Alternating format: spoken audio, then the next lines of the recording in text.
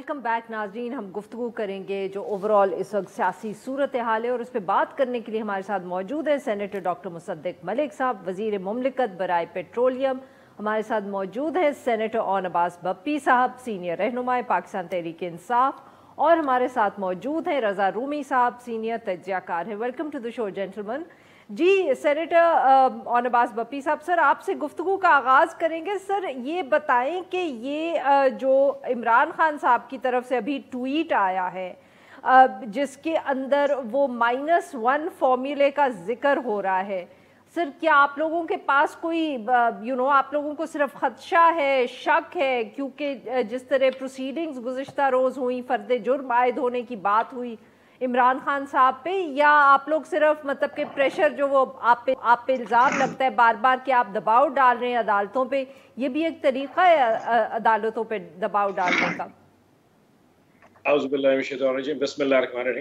बीबी ये कोई खास कल की इंडिकेशन नहीं है। आप सिर्फ 17 जुलाई से ऑनवर्ड्स अब तक यानी कि कल तक आप पूरे एक अगर हिस्टोरिकल रिकॉर्ड उठाएं तो आपको अंदाजा होगा जो एक कर्व बिल्ट हो रही है या एक जो ग्रेटर प्लान बिल्ट हो रहा है उसकी इंडिकेशंस बहुत क्लियरली नजर आ रही है। यानी कि आप आगाज करते हैं कि खान साहब से पहले की बात कर रहा हूँ कि जी पहले कुछ एंकर्स पे पाबंदी लगाना, फिर कुछ एंकर्स को फैंटी लगाना, फिर कुछ चैनल्स को ऑफ एयर करना, फिर खान साहब की चैनल्स के ऊपर पाबंदी लगा देना, फिर यूट्यूब पे पाबंदी लगाना, फिर चैनल्स के यूट्यूब पे अल्लाह जो सोशल मीडिया के ऊपर एक रविश अख्तियार की गई, इंटरनेट को बंद कर देना, फिर करते करते अदालत दहशतगर्दी के उनके खिलाफ पर्चे कर देना, फिर गद्दारी का मुकदमा कर देना, और कल होते होते फिर एक अदालती कार्रवाई के हवाले से कल जो मामला हुए, ये सारी इंडिकेशंस किस तरफ को जा रही हैं? आपके ख्याल में सब ठीक चल रहा था 17 जुलाई तक, अनटिल अनलेस ये इंडिकेशन आ गई कि खान साहब की जो पॉपुलैरिटी है उसका ग्राफ तो नीचे ही नहीं जा रहा, वो तो ग्राफ की जो कर्व है वो तो मुसलसल अपवर्ड को चलती आ रही है।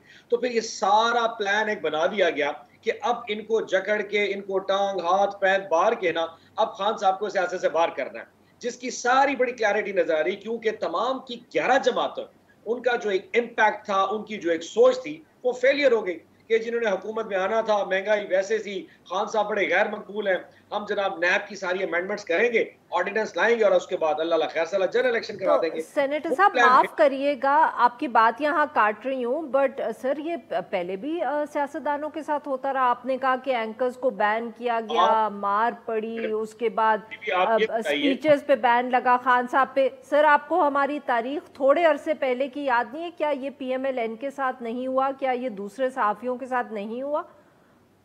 बीबी आप सबसे जो हमारे इस जमाने की जो वर्स्ट किस्म की जो हमने आजकल जो मार्शल लॉ जो देखा है वो मुशर्रफ का था।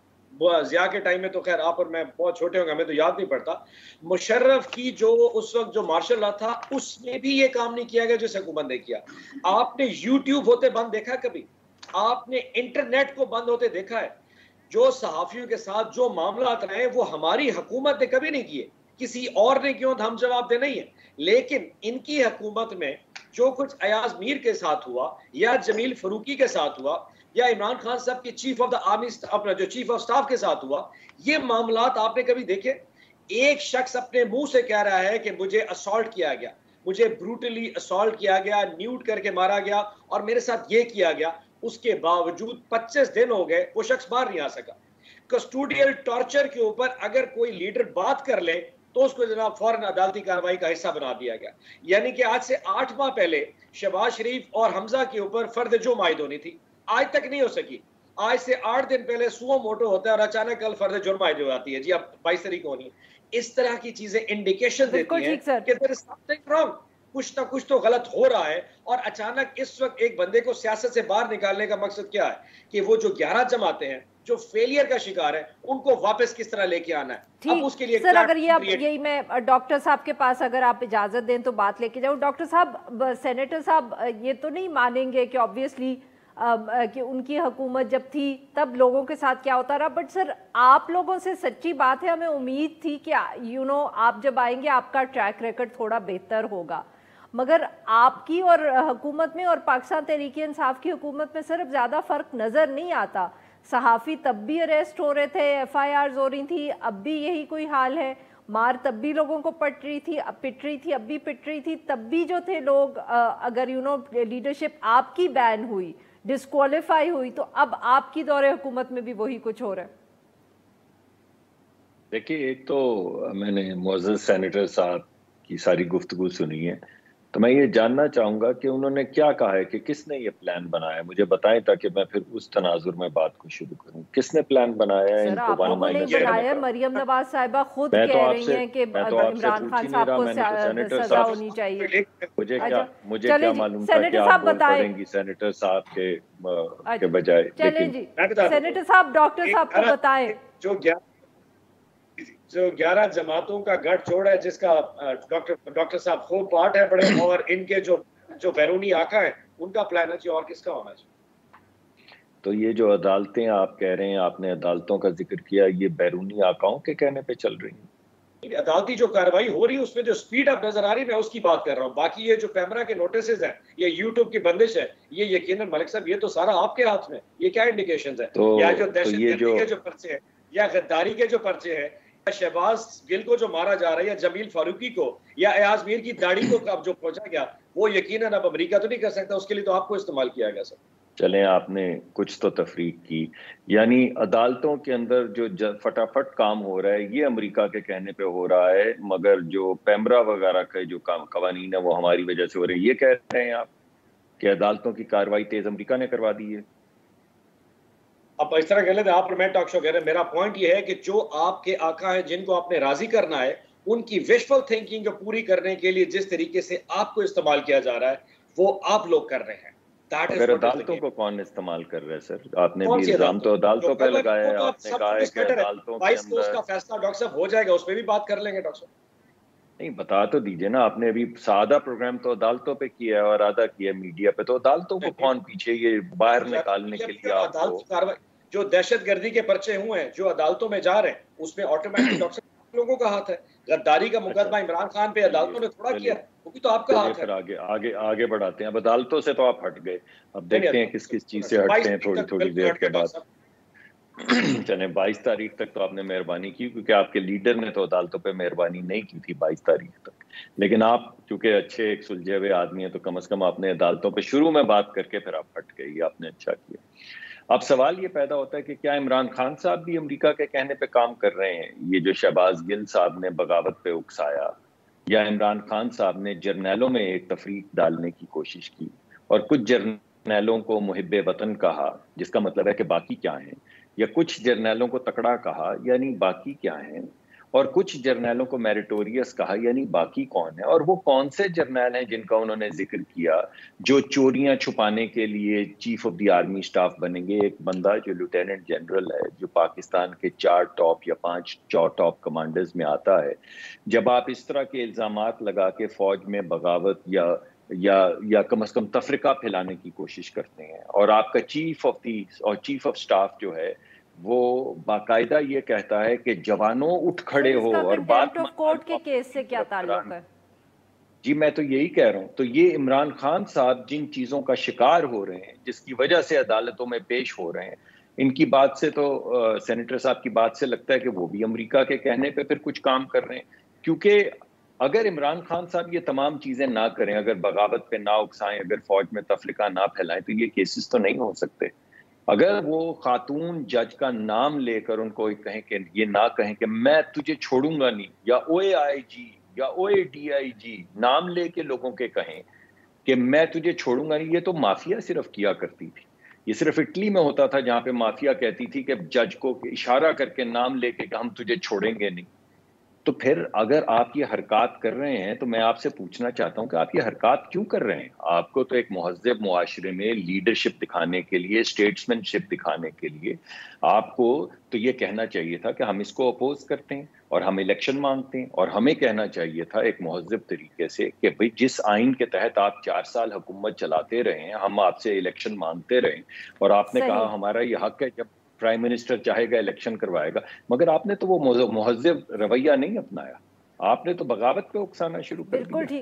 آپ نے تو لوگوں کے نام لے لے کے تھریٹ کرنا شروع کر دیا. میں اگر رضا رومی صاحب کو بھی گفتگو میں شامل کر سکوں. سینیٹر صاحب پلیز، سینیٹرز پلیز. سر رضا رومی صاحب. جی رضا صاحب، آپ سر کیسے دیکھ رہے ہیں سارے معاملے کو یہ دونوں جماعتیں تو اب لگ رہا ہے کہ سوائے الزام لگانے کے اور کچھ نہیں کرتی. وہی کچھ جو پی ایم ایل این کے دور حکومت میں ہو رہا ہے اس وقت, وہی پی ٹی آئی میں ہوا, اور ایک دوسرے پہ الزام لگ رہے ہیں کہ پیچھے سے ہی کوئی کر رہا ہے, پتہ نہیں کون کر رہا ہے. جی شکریہ. دیکھیے وہ تو آپ کی بات بالکل درست ہے, اور یہ بدقسمتی سے ہماری سیاسی تاریخ بھی کچھ ایسی ہی ہے کہ جو لوگ پہلے اپوزیشن میں ہوتے ہیں وہ اقتدار میں آتے ہیں تو پھر جو اپوزیشن ہے وہ وہی والے الزامات ان کے اوپر دھرتی ہے اور جوابی فائر ہوتے ہیں. لیکن یہاں پہ دو تین چیزیں جو ہیں وہ تھوڑی سی فرق ہیں, اور سب سے پہلی چیز تو یہ ہے کہ یہ ایک ہم انپریسیڈنٹڈ چیز دیکھ رہے ہیں کہ پاکستان کی اسٹیبلشمنٹ کو جس طرح سے نہ صرف سیاست میں وہ ہمیشہ سے گھسیٹا تو جاتا ہے, لیکن اس بار جو اسٹیبلشمنٹ پر جو مختلف قسم کی تنقید اور حملے جو ہیں وہ کافی انپریسیڈنٹڈ ہیں. خصوصاً یہ تو پہلے بھی ہوتا تھا کہ جی وہ کہ سیاسی ان کا رول نہیں ہونا چاہیے, وہ الیکشن میں مداخلت نہ کریں, جوڑ توڑ نہ کریں, حکومتیں نہ گرائیں, لیکن اب کے تو باقاعدہ ادارے کے اندر جو ہے وہ اس کے اوپر بھی ایک پوری کوشش کی جا رہی ہے کہ ان کو کس طرح سے پریشر میں لایا جائے. یہ میں سمجھتا ہوں کہ ایک بہت ہی عجیب و غریب ڈیولپمنٹ ہے, اور یہ ملک کے لیے بھی اچھی نہیں ہے, یہ ملک میں اداروں کے لیے بھی اچھی نہیں ہے, یہ نیشنل سیکیورٹی کے لیے بھی اچھی نہیں ہے.